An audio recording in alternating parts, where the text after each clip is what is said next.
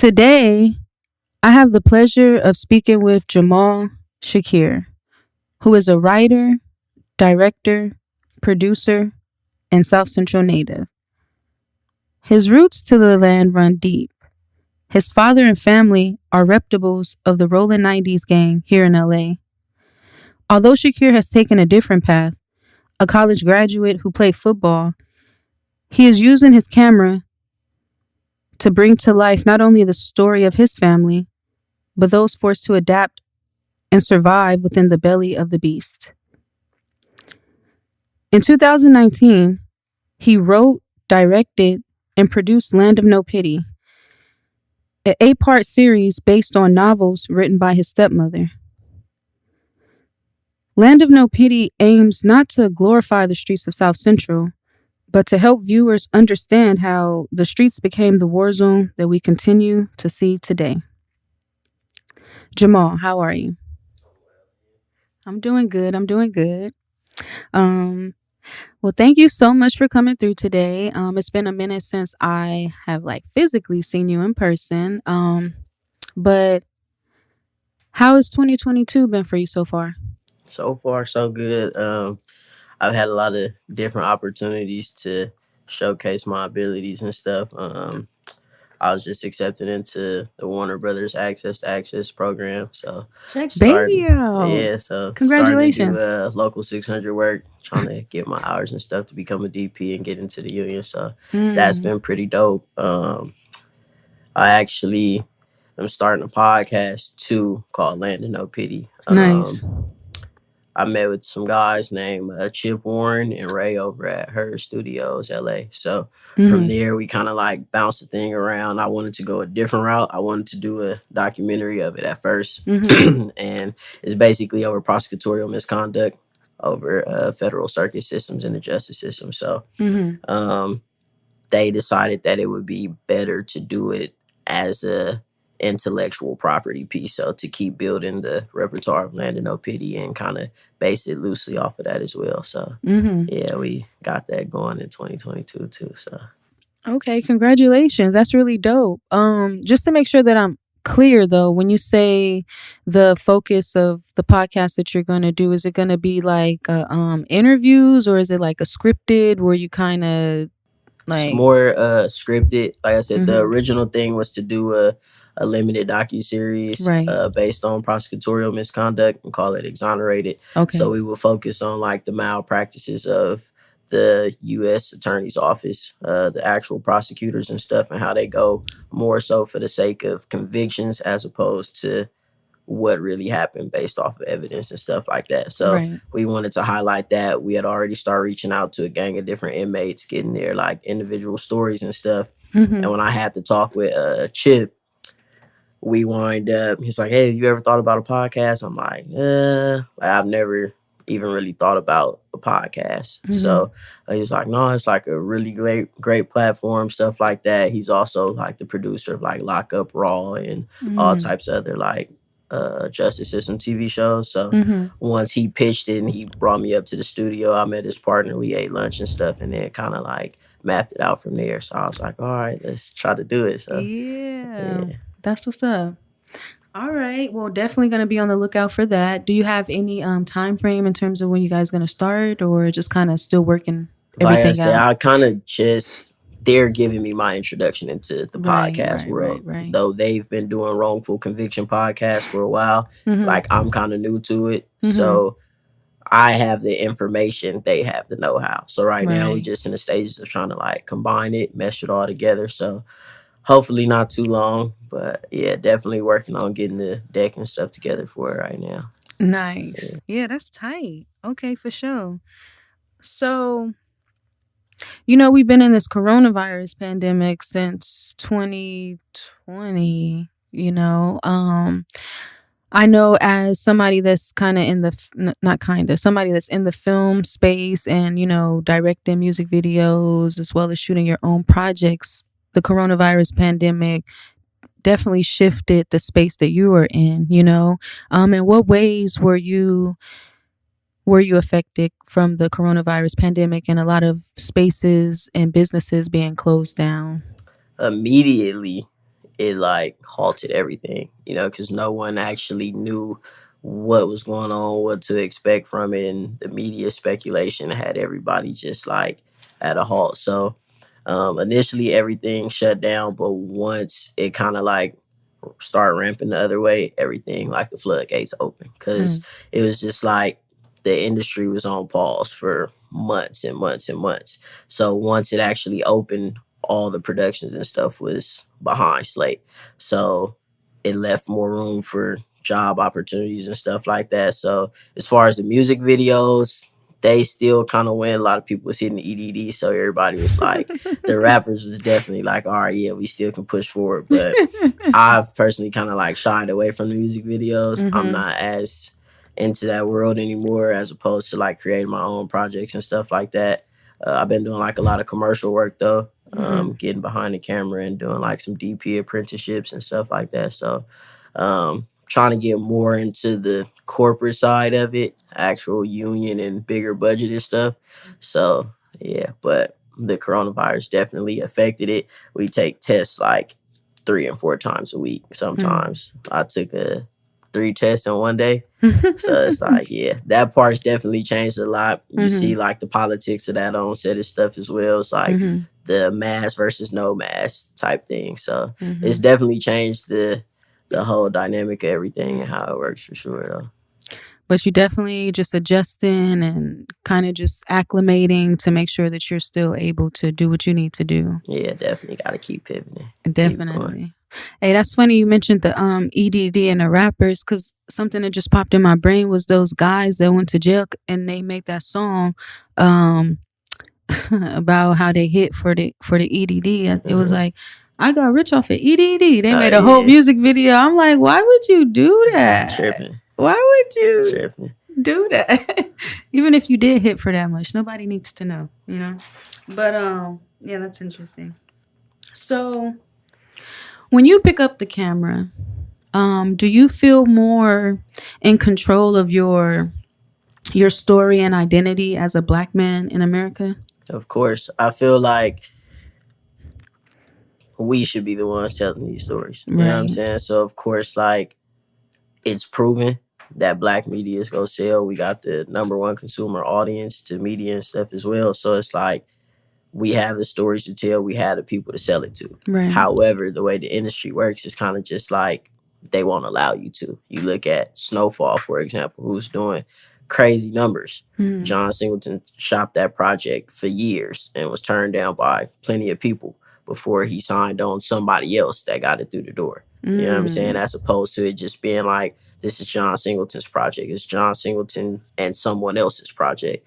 Considering the fact that John Singleton had multiple hit movies way before Snowfall even came into play. So it's just like, that's a great example of it. And that's why I'm kind of just like, I want to focus more on telling our stories from an authentic spot instead of just like solely the music videos, just because of the fact that like we do lack representation in that part, especially like authentic representation.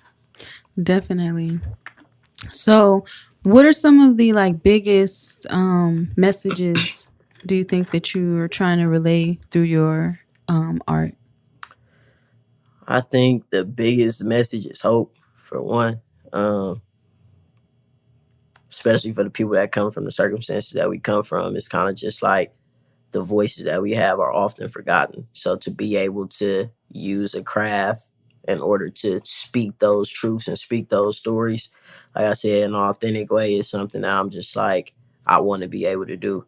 To be able to give the people after me hope, to be able to give the people beside me on a even playing field and the ones that may be older than me hope and a chance to see that like it's other opportunities. It is a way. Right. Even though that is hard, you know what I'm saying? So a lot of my films and stuff, my main characters would be actors, but everybody else is homies. You know what I'm saying? So it's kind of just like bringing them afloat and, you know, bringing them along the way to be able to see that we can create change, we can create opportunity. And these are people that's never acted before. Majority of the people that's in Land of No Pity never even been in front of camera before. You know what I'm saying? So to be able to see that is dope, because you seeing people that's like don't even know what this is. Never even seen a camera set up like this before. Why the lights do this and do that. And like when we had the premiere at the Chinese theater, had never even been out of South Central before, never been to the Chinese theater. So just to be able to see that, to give them hope, to be able to see like it's a different way is probably my main thing. One of my main messages, to try to incorporate everybody in any type of way I can. Okay, definitely. So, do you remember the first time you picked up a camera? I do. I do. Yeah, what age was that? Surprisingly, like 19, 20. Yeah. Because it's like being young. And then I also like went to Georgia and spent a lot of my years in Georgia too. So the film and TV industry, and even in South Central, is kind of like coming from these places. Like you see stuff on TV, but you never think about what goes into making it. So I never really had the idea of ever doing anything with a camera. So I just I went to college for football and I took a fine arts elective, and it just so happened to be photography. So a guy I was working with outside, he was already doing like graphic designs and stuff. So my final project, I had to choose like one subject matter. And I was like, let me choose rappers. Since he was already working with the TIs and stuff, I wound up kind of like going with him to a music video.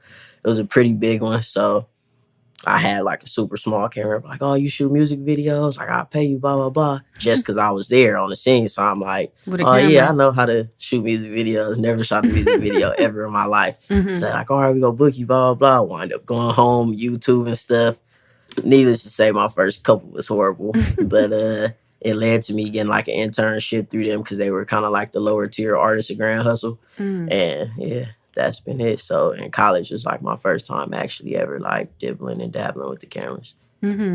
So being in the right spaces helps to kind of just being in the right spaces in general. Of course. You know, lands to opportunities that you might not know, or meeting people that could get you another opportunity. So I think that's really interesting and that's really cool. So film, are you a huge like film person? I'm not. No. Film, television, like I rarely ever, you know what I'm saying, watch it, which is surprising. It's like for me, when I create or when I pick up the camera, when I think about the shots and stuff that I want to do, it's like I'm not really an emotional person. So my whole thing is like, if I can create that emotion with this camera and make me feel emotional, I know the average person's gonna be emotional. So my whole thing is to tell the story through a lens that I would see as emotional or able to tell this story and stuff like that. So that's kind of like my way of creating film and stuff, not necessarily like watching and studying. So I guess it's more of like just a innate thing that I'm able to do. And I think like, of course, I'm accepting of it and blessed that I had that gift. Definitely. Okay, cool. So you mentioned you went. Okay, hold on one second. Do we gotta get you some more water, my guy? No, I'm cool. Okay, cool. I just want to make sure. Let me know if I can go grab some more. It's a little thing. I'm cool. What's up with the camera? Good. I'm just making sure. Oh no, I was just because I didn't. If you needed my attention, I wanted to make sure. No. Okay, cool. All right, cool. So you mentioned living in Atlanta for some time. In Georgia? Warner Robins, Georgia. Okay. You mentioned living in Georgia. What part of Georgia was it? Warner Robins, Georgia. So it's like, if you look at the map of Georgia, it's like right in the middle of it. Yeah. Okay. How long did you spend out there? Like, what age did you go to Georgia? I spent a lot of time out there. I went out there, I was like 8, and then bounced back and forth, wound up going to Oakland for a minute, then back to Georgia, then back out here. So yeah, it was kind of like one of those rides, but majority of the time was in between Georgia and here.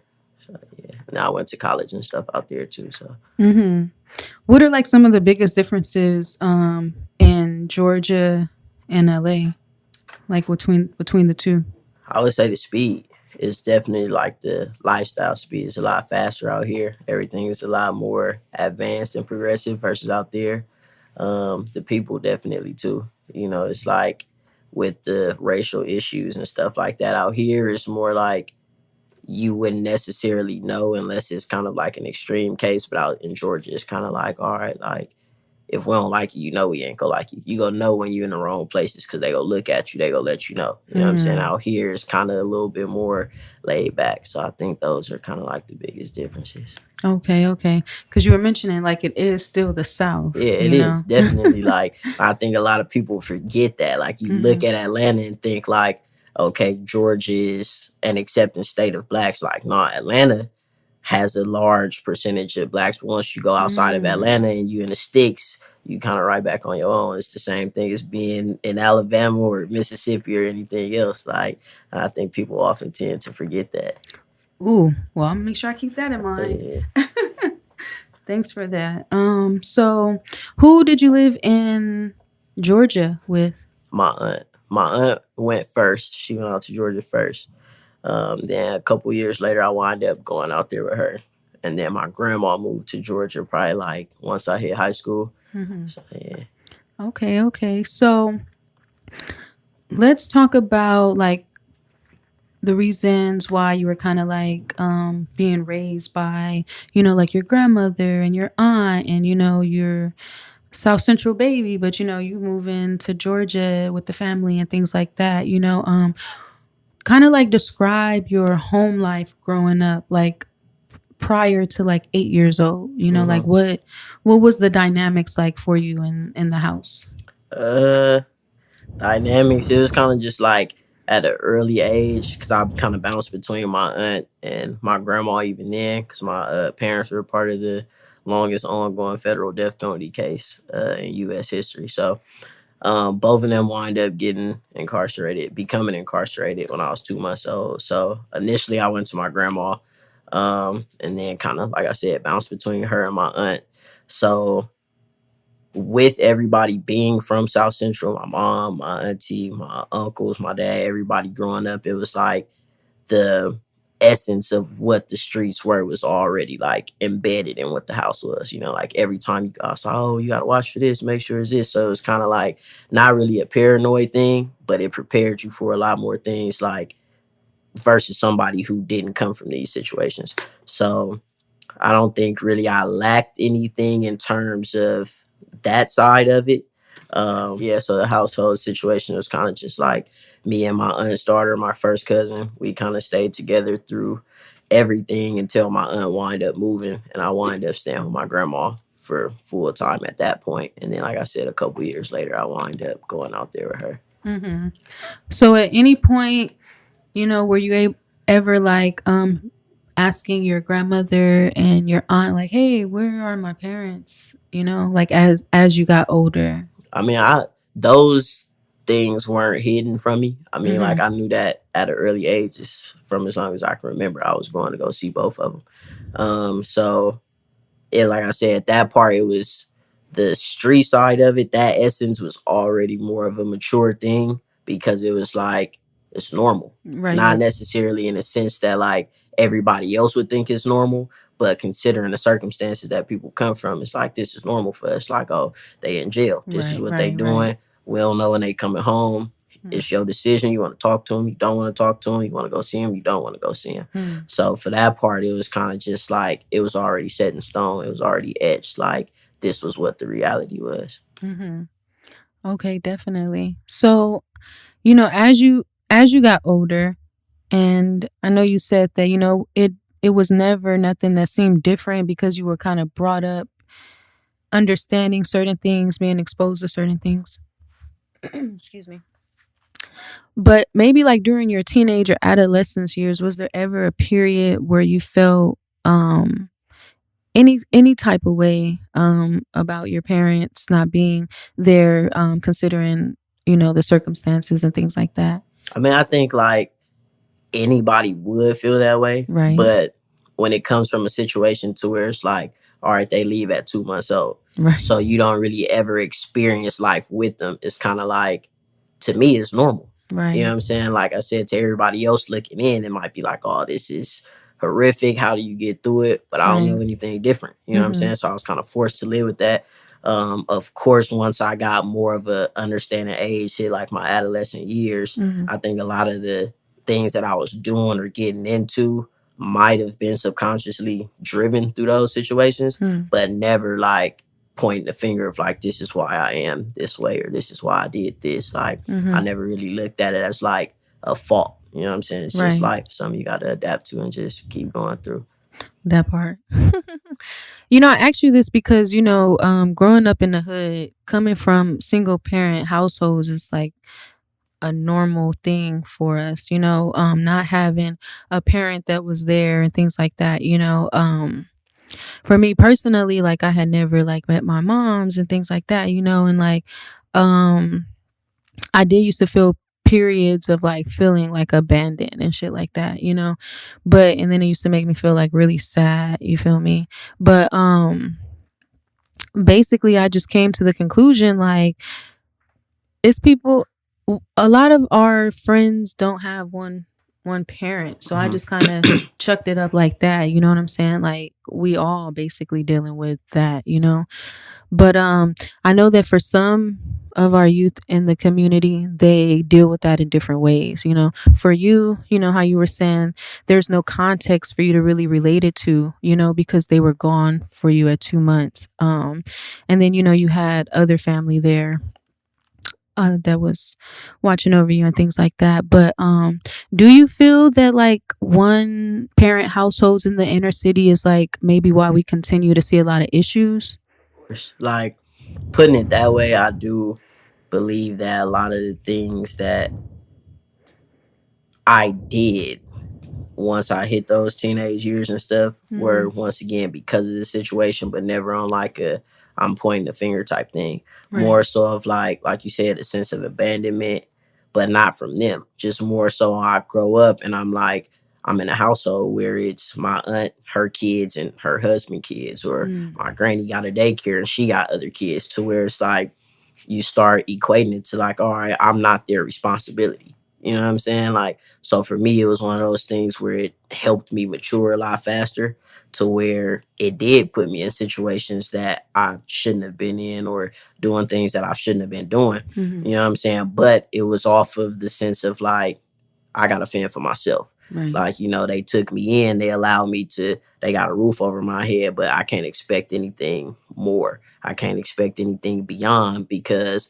if they do, then this one gonna be looking like, oh, this is my mama. You know what I'm saying? So I never really wanted to be that burden. I think that side of it kind of drove me to doing different things. And so I do believe that in that aspect, it's a lot of the reasons why we keep repeating the same cycle in terms of not having parents around, whether it's the mom or the dad, because it is a nurturing thing that you're missing, which is a key point of life, especially like through your upbringings and stuff like that. Of course, you have other people that can come play the role and step into these different things, Right. but it's never the same. Right. You know what I'm saying? Like, it's a different bond. It's a different, even if it's like, oh, I've been with this person since I was 2 months old. Once you get to that point to you realize and you see other people like, oh yeah, that's my mom, and you see they bond, or that's my dad, you see they bond, and you don't have that, it's kind of like I said, subconsciously you might be like, all right, like, yeah, whatever, it's life. I ain't never had that anyway. Right. But at the same time, it does take a toll in terms of like the decisions and the outcomes that wind up happening to you. Definitely.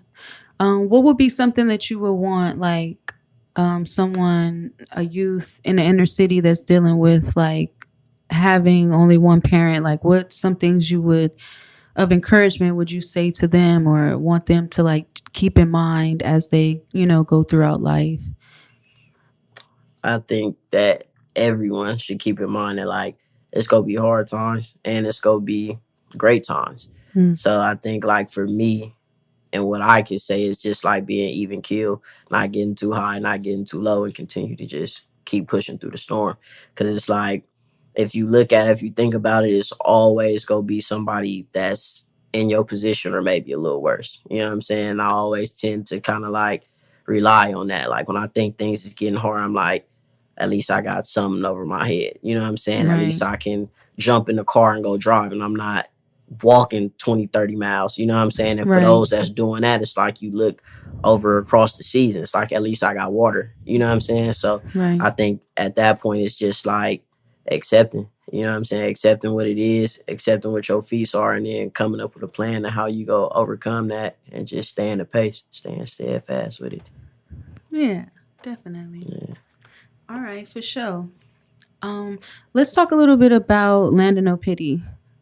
And at what point did you decide that you wanted to adapt a scripted series from your stepmother's novels?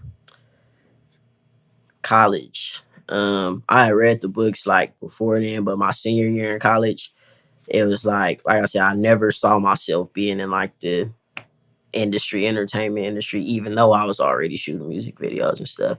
So I'm like, all right, I'm gonna just focus on football, do football. I got kicked off the football team my senior year in college. So I played like 3 games. And then after that, I was just kind of like, you know what? I had nothing but free time because I was originally supposed to graduate in 3 years. I had all my credits or whatever. So, but because I wanted to play football and continue a football career overseas or whatever, I was like, I'm gonna stretch it out so I can play football another year, my senior year, and just go half a semester. So I got kicked off after like 3 games. And then I was like, I just got a whole bunch of time. So I'm like, all right, let me just roll the dice. You know what I'm saying? I really don't have nothing to lose because after college, it's like, as the majority of black kids, like once you hit 18, you ain't no coming back to the house. And for me, it was like tenfold of that because this ain't my house to come back to anyway. You know what I'm saying? I'm living with my auntie, so I definitely can't go back to her house. Mm-hmm. So it's like, all right, let me try to figure something out. Mm-hmm. So I kind of just like rolled the dice. I was working with one of my professors who was like doing his master's program in it, and like screenwriting and stuff. So I kind of just like pivoted and put my all into that, and then came out here and shot it. Like let's try it and see where it goes. So once I shot it, got everything done, it started like really catching fire. A lot of different people wind up coming on board, lending their hands and trying to shop it and stuff like that. Okay, definitely. So what are like some of the hard pieces of trying to put all of that together? You know, we see kind of like the end product, but like how long did it take you to write and shoot that? And then what were like some of the difficult parts along the way? The shooting part was probably the easiest part. The pre-production, that took probably like 9 months, which is a lot considering we shot with like 15, 16 pages worth of script.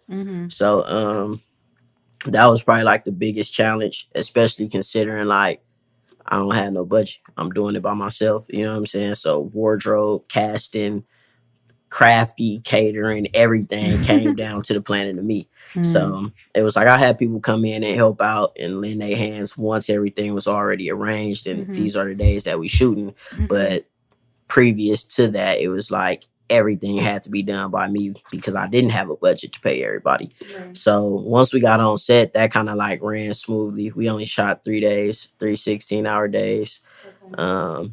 So yeah, that part of it was probably the best. Then we got into editing. That took a while too. So yeah. All right. And so how did it make you feel to see, you know, the finished product of what you have put into motion with Land of No Pity? For me, it's like I hate looking at it.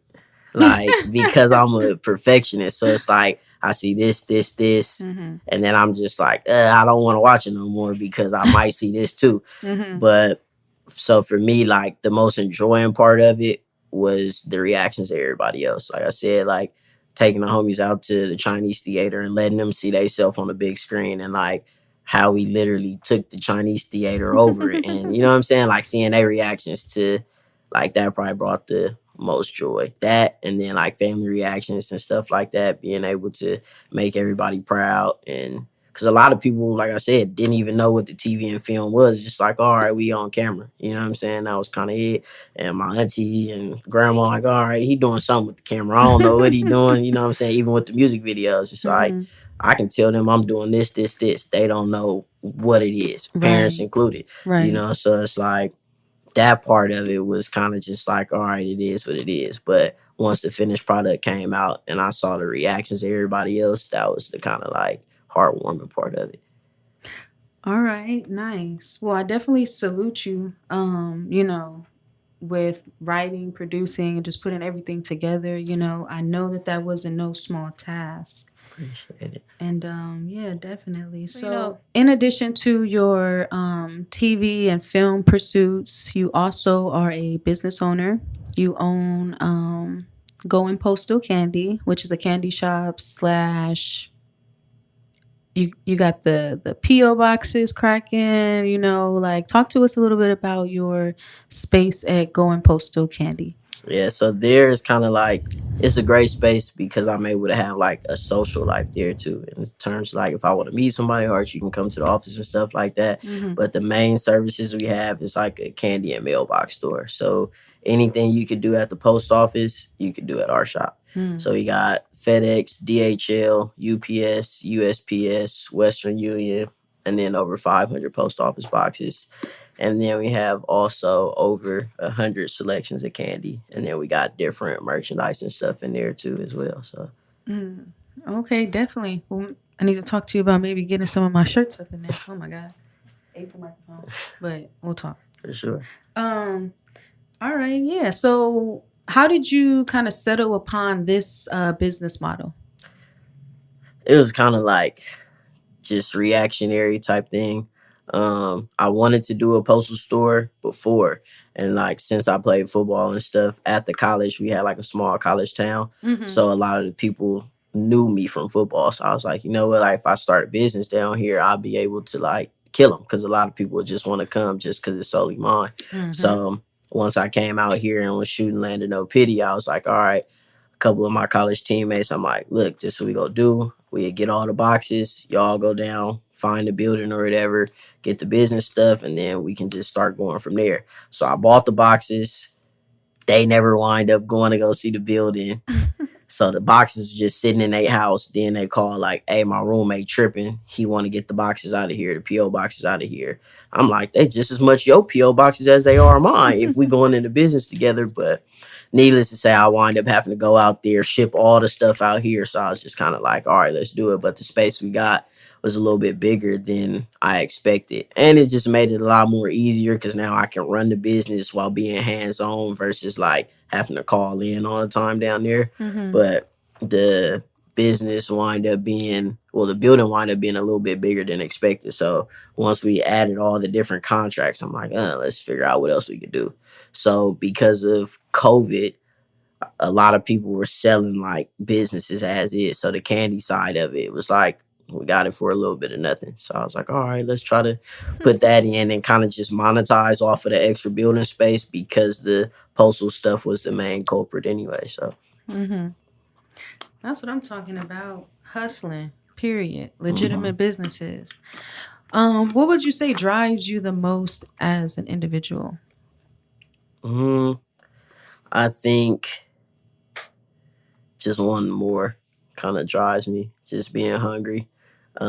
Seeing the circumstances that we come from, being able to be like, all right, I can go over here to this side and see where we lacking at. And then I can go to like the EPs that signed on the Land of No Pity, go eat dinner with them and see where they're not lacking at. You know what I'm saying? So like to be able to see both sides and wanting to incorporate this and bring it all together, I think that's like my driving force.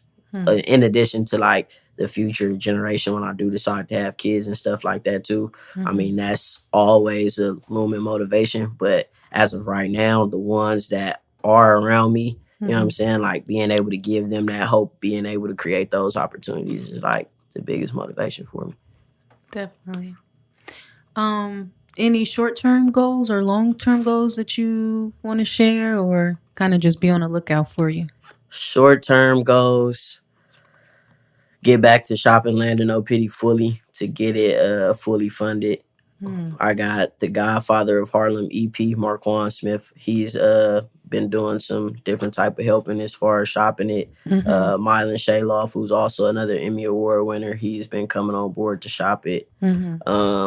T.I. is also offering to add some financing behind it, but just to get it fully done, fully shopped, and fully closed out to be able to tell it the way that I want to tell it, to be able to keep it authentic and just gritty. That's kind of one of the short-term goals. I also have 2 other features and stuff that I just finished writing. So I want to get those 2 shot probably by the end of the year. Those are short-term goals as well.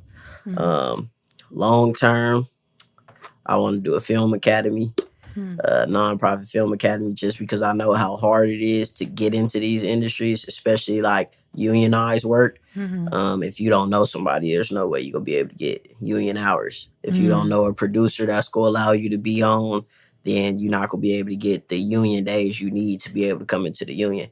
So my whole thing is kind of like do the publishing company and the film academy all together. The publishing company, I'm actually like working to turn that into a nonprofit. So we're focusing on the incarcerated right now, letting them allow themselves to tell their stories and then self-publishing it ourselves.